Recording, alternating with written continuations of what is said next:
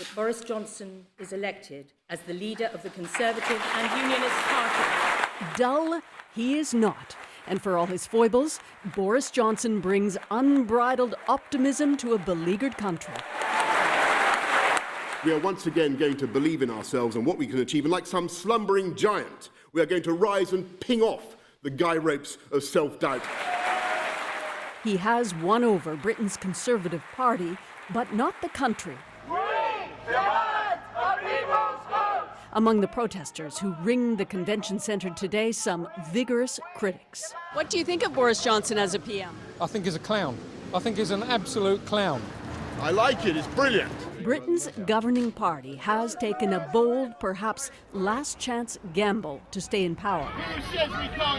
In 18 years in public life, nearly half as London's mayor, Boris Johnson has been a colourful, if shambolic politician, driving the campaign to leave the European Union, inflating the perils of continued membership. E for energize. Now, it is his job to solve the impasse, deal or not. We're going to get Brexit done on October the 31st. We're going to take advantage of all the opportunities that it will bring in a new spirit of can-do.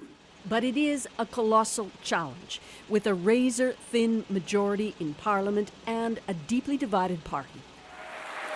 Johnson was chosen as an antidote to Theresa May, but he will need a magician's skill, says Harry Mount, who worked with him as a journalist for years. He is fundamentally unpredictable. Something could go very badly wrong. I'd have thought anybody would find it very difficult to get through the almost impossible setup of Brexit.